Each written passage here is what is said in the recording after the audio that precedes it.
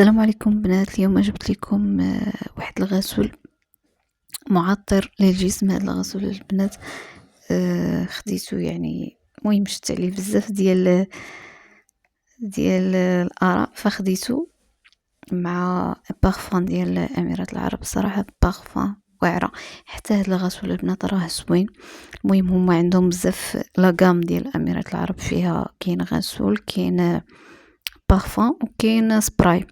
صراحه سبراي ما عجبنيش، سبراي شويه ريحته مجهده لا علاقه بارابور هذا. بارفان ديالهم زوينه الصراحه، اميرات العرب بارفان ديالهم توب. هذا غسول بالنسبه للجسم حتى هو زوين.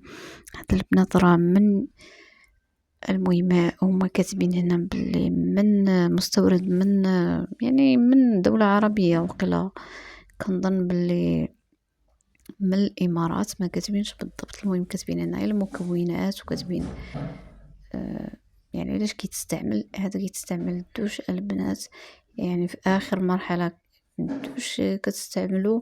هذا كيخلي واحد الريحه لوكوغ، وكيعمل حتى على الترطيب. المهم هذا البنت راه مكتوب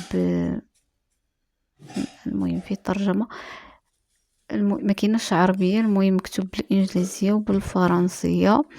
هذا البنات المهم زوين، استعملته هو ما كيسببش حساسيه. من انا كنستعمله عادي. كيعطي واحد الريحه معطره للجسم، زوين الصراحه. هذا الاستعمال ديال بالنسبه يعني الناس الكبار فقط، ما كيتستعملش للاطفال، والثمن تاعو مناسب البنات.